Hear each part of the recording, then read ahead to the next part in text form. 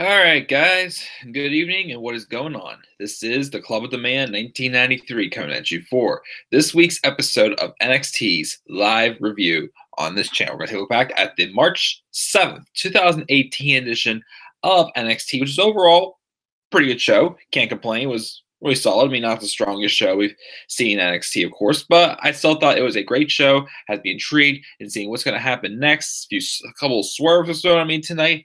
Also, with what happened. A very good segment also by the guy who I think is slowly becoming, or may already be, the top heel in the company. This is how a great job he is doing. That is, of course, the Blackheart himself, the psycho killer, Tommaso Ciampa. But we'll get into that as well.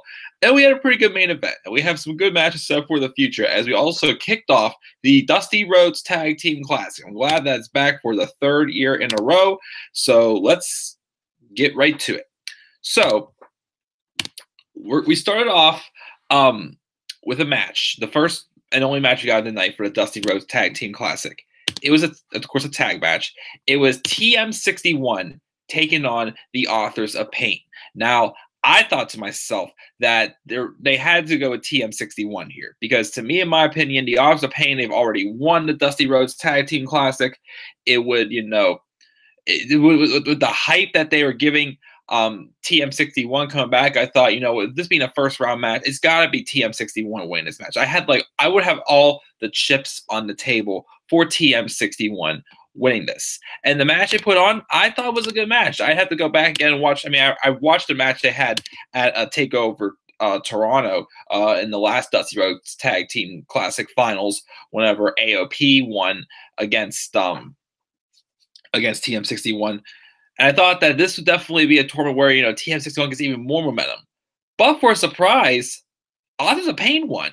I was very shocked by that. It was still a good match, as I keep saying. I praise Authors of Pain for being just two big men, two powerhouses. They still bring out the best in their opponents. I thought that was the case tonight, but I really thought this was going to be, the final match possibly for AOP down at NXT, and maybe they'll go to the main roster and maybe challenge the Bar for the Raw Tag Team titles. Because as of now, I do not know who the heck the Bar will face at WrestleMania for the Raw Tag Team titles. But nope, AOP won. I was surprised. I was very shocked. I'm like, really? That's why I'm saying about the 205 Live 16-man tournament for the Vacate Champion, which I haven't gotten a chance to watch 205 Live yet. I will catch it probably tonight. So no spoilers on that. But yeah, I was shocked. I was very shocked that AOP won this match. But, it was still a good match, so we'll see where it goes. Guess they're giving AOP one last little push before they get up to the main roster. So we'll see where it goes. But yeah, really surprised. Maybe they'll face Undisputed Era at TakeOver Chicago 2 or something like that. Maybe, I'm not sure. I really think if anybody's ready should be feuding with Undisputed Era, it should be what's it called? TM61. I feel like there are just a new returning tag team. We're getting behind as baby phase. I think they could be ones to at least feud with Undisputed Era TakeOver Chicago. Probably not drop the tag titles. I'd say wait until TakeOver Brooklyn to drop the tag titles to them, because the winner of the Dusty Rhodes Tag Team Classic gets a title shot at TakeOver New Orleans. But we'll see what happens. So, yep, AOP wins this opening match. It was a good match, but I was just very surprised that TM61 did not win. So then we have Real getting interviewed to pick a favorite for the tournament, but he won't put that pressure on anyone. And then he sees Pete Dunne walking up, the UK champion. He tells the press the belt is staying in the United Kingdom. And then Roderick Strong comes up and offers him respect about the match they had recently, which was a pretty good match between these two. And the Undisputed Era, though, come up and ask Roddy if he's begging for a rematch. And the Bruiserweight shuts Adam Cole up, telling him he hasn't won anything since coming to NXT. And everyone steps up to one another, and Regal gets them to ask him if there's a problem. Everybody just says no and just walks away. We got an announcement later on, and I'll get to that towards the end as I'll announce the matches that are advertised for next week, which next week we're going to be pretty stacked also. Then we had Sanity cut a promo in like a basement stairwell somewhere. Eric Young and Alexander Wolf talk about their start in the Dusty Rhodes Tag Team Classic and vowed that chaos will reign in this year's version. Nikki Cross just starts laughing and jumps on Alexander Wolf's back. Together, they will purge. Then Killian Dane grabs Alexander and says that first he's going through Alistair Black tonight, which they're having the match that now they didn't the match they had tonight pretty much was the number one contenders match for the NXT Championship, but they didn't advertise that, but it pretty much was. So no, but we'll get to that. The winner of that match obviously is going to go on to face Andrade Cien Almas at Takeover New Orleans. Then we had a squash match with Bianca Belair taking on a jobber, Drew Renee, was a woman. And she defeated her falling in alley-oop. Haven't seen her doing that thick hair like smack or whatever she does with her thick hair. But she squashed her. Obviously, they do have big plans for Bianca Belair in the upcoming weeks. Well, hopefully the upcoming months by the end of the year. Maybe she'll be in contention for the NXT Women's Championship. But I definitely could like how they're building up Bianca Belair. Speaking of the women, we have a backstage interview with Lacey Evans. It was from a house show recently. Next week, Lacey Evans is going to face Dakota Kai, and she's here to show us what a classy woman looks like. And Dakota Kai is a careless example of the women's roster. She's seen Dakota coming in and out of the trainer's room and her run with Shayna Baszler. So next week, she's going to test that arm. And out comes Shayna Baszler, and Lacey just, gets out of there. Baszler says she's been calling Ember Moon out for weeks and hasn't heard anything. Normally, a fighting champion would respond, but Baszler guesses the silence is her answer and just walks away. So again, obviously we're getting another match between Shayna Baszler and Ember Moon at TakeOver New Orleans. I still think they need to add a stipulation and make it a submission match, in my opinion. So that's what I think there, but good promos there.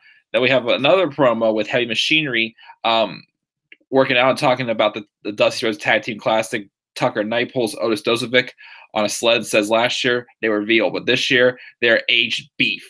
And Otis says, oh, yeah. Tucker says this year we're winning the thing. And Dozer says, oh, yeah. So hopefully Heavy Machinery also can get some momentum going as well with this Dusty Rhodes Tag Team Classic. And here was my favorite part of the night. So all of a sudden, everybody starts booing. There's no music being played. And out comes the Black Heart himself, the Psycho Killer, Tommaso Ciampa, who, by the way, I like this. I like all these tweets that Tommaso Ciampa is doing on Twitter, just to, brutally attack Johnny Gargano, getting all the heat on him he can possibly get. He is doing a phenomenal job, both on social media, his appearance, literally, he looks like a scary man. And you saw those arms up close to that, guys. That guy is ripped. He looks like some guy that can literally tear you apart and kill you if you wanted to. He looked intimidating. And the beard and everything, man, that's why I posted on Twitter last week his new profile picture on the WWE website. And man, when I saw that, I went, it actually kind of startled me because this guy literally looks scary. But he comes out. Everybody starts booing him. He makes his way to the ring, and the crowd says, boo him and saying, you suck. And it's reminding me a lot of that promo last year where Roman Reigns came out to open up the Raw night after WrestleMania. He was being booed like crazy, and the crowd was just crapping on him for retiring The Undertaker. They didn't let him hear the end of it. And they did do the same thing to Ciampa. Because every time he tried to raise a mic up and talk, he would just get booed even louder and get the "We Want Johnny" chants. And then eventually, Ciampa, you can tell he's starting to get fired up. He's getting angry. He starts moving quicker than he was before. And he smashes the microphone to the ground and just throws his crutch out. He starts to walk away. And then he's like the crowd's still disgusting by him. And then he's just standing there, and he gets back in. He's going to say something again. And then he goes back into the ring. But then again, he is snaps and just throws the mic down again. And I'm thinking, okay, he's not going to say anything this time. No, he's going to keep us in the suspense that we need to be in. So then he gets out. I'm like, okay, this is probably it. But I'm like, okay, what does he have in mind? He's looking at the crowd, he's going to attack somebody in the crowd or something like that. What's going to happen? I don't know. He finds somebody with a Johnny Gargano sign, takes his sign, tears it up, goes into the ring, and just starts smashing it with his crutch. His crutch was destroyed, and he just snapped beating it up. He still never talked at all, said anything. And finally, he just left the crutch and the sign in the ring. He slowly made his way back to the stage, and he left. So we're still getting that. What's going on here? Like, what's he going to say? Tommaso Ciampa hasn't said a word since last time we heard from him was 2 weeks after Chicago when he explained why he betrayed Johnny Gargano because he felt that the people had turned on him when they were finding, dream partners for Johnny Gargano when Tommaso got injured right before TakeOver Chicago last year. And he wanted to show that he's on afterthought. He put it aside, but then after they lost the match, when he looked out at the crowd, he saw those people, and he knew that Johnny Gargano was going to replace him just like they did instantly. So if he was going to go away for a long time, so was Johnny Gargano. But there could be even more to the story as well. As I said before, that shirt Tommaso Ciampa was also wearing looks sick. But what makes sense was on Twitter, he says, yeah, WWE Shop wants me to, sell this shirt for merchandise. No, I'm not selling it to you people because you all turned on me and you all ruined what was special to me. That makes sense. Tommaso Ciampa is just really soaking in this heel character of his. Like, again, he literally looks like a scary man. Like, I wouldn't even want to meet this guy in a dark alley. He's like probably about as big as me, maybe weighs a little bit more than me. But still, this guy is just killing it. And I cannot wait for that match. I don't know if this match is going to happen at TakeOver New Orleans or if they save it for TakeOver Chicago too. Because again, that is where the turn happened. So we'll see what happens now. That Johnny is not in the company anymore right now, storyline-wise at least. So we'll see what happens in the upcoming weeks. Will the match happen at TakeOver New Orleans or will it happen at TakeOver Chicago? Either way, when this match happens, Johnny Gargano versus Tommaso Ciampa.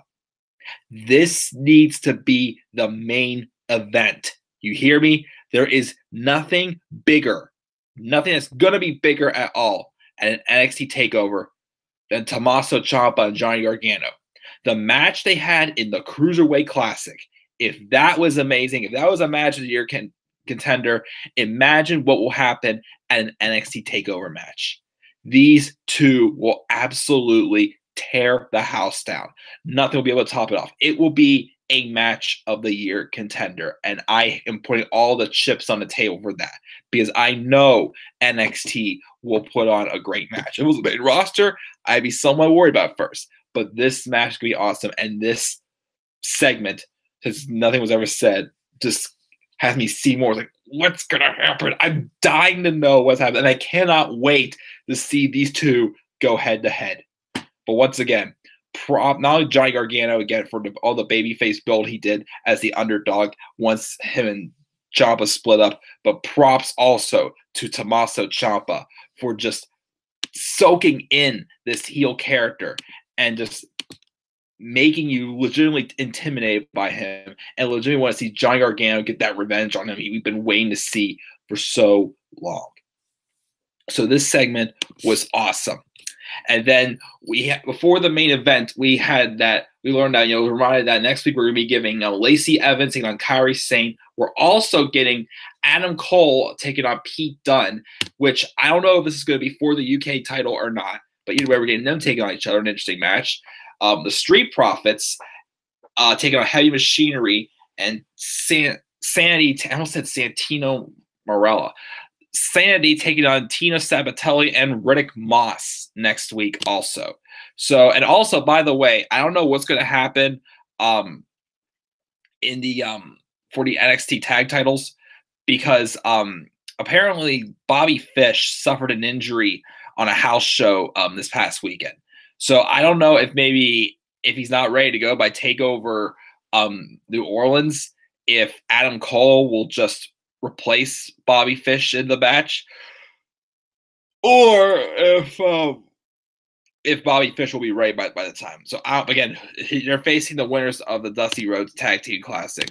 So we'll see what happens. And if anybody is ready, spoilers. I heard of the spoilers for the final tapings before TakeOver New Orleans happened. If anybody's read them, please not spoil anything to me. I don't want to read these spoilers because the show is getting too good, and I don't want to be spoiled by anything. But then we had our main event. It was Alistair Black taking on Killian Dane. This match has been teased for a couple weeks now because they're both pretty much, the two guys that are setting their sights on the NXT Championship. And I thought this was a pretty strong match between these two. Yeah, Killian Dane, the bigger man, but agile as heck, especially in that War Games match. He really impressed me in that War Games match. And Alistair Black, we all know that, to me, he's the next NXT champion. After he beat Adam Cole at TakeOver Philadelphia, there's no doubt about it that the next step for Alistair Black was definitely NXT championship. And sure enough, that happened. Alistair Cole, wow. Alistair Black defeated Killian Dane with that spinny heel kick, the Black Mass. Love that finisher. It is awesome. It is wicked. Can't get enough of Alistair Black. So Alistair Black wins. So 1 year later, after his debut match at NXT TakeOver Orlando, 1 year later, we're getting Alistair Black and Andrade Cien Almas again, exactly 1 year later. But this time, it's going to be for the NXT Championship. And even more improved Andrade Cien Almas. He's done it again. I thought Andrade Cien Almas was going to be a transitional champion, so that way Johnny Gargano can win the title, and he can defend that title against Tommaso Ciampa at TakeOver New Orleans. But even though that's not happening, Andrade Cien Almas, I'll give it to him again. I thought he would at least be no more than a mid-card talent, but with this title run, Andrade Cien Almas has really, really been showing me he can be a main eventer. And I definitely hope he does get that push as well up on the main roster as well, getting his shot in the main event when his time comes. Because I've definitely been loving this duo with him and Zelina Vega, and his title run as well has been just great. So it looks like the match is probably going to be official. It wasn't announced yet, but it looks like it's going to be happening now. We're going to be getting Alistair Black and Andrade Cien Almas for the NXT Championship at NXT TakeOver New Orleans. Cannot wait for that show. Cannot come soon enough. But guys, that is it for this live review of the March 7th to the 18th edition episode of NXT. If I give it a grade, I'll give it a strong B+. Really great show tonight, B+. I will also be doing top 10 topics and Road to WrestleMania. Also, probably do Road to WrestleMania first after the 205 Live. That way I can update on what's going on with that. And yeah, so as always, guys, leave thoughts down in the comment section below. Please don't click my like and start recording the channel, and follow me on Twitter at DemandAir93. Guys, stay tuned for Road to WrestleMania and top 10 topics. Anywhere other than ends. I'm thinking about doing some type of a special live stream either tomorrow or Friday, but I just don't know what it is yet. But I'll think of something, and hopefully it will happen this week. And it's Sunday when I get to, even though I know it's probably not going to be that great of a pay-per-view, but I still have hopes it could still be a good show at least.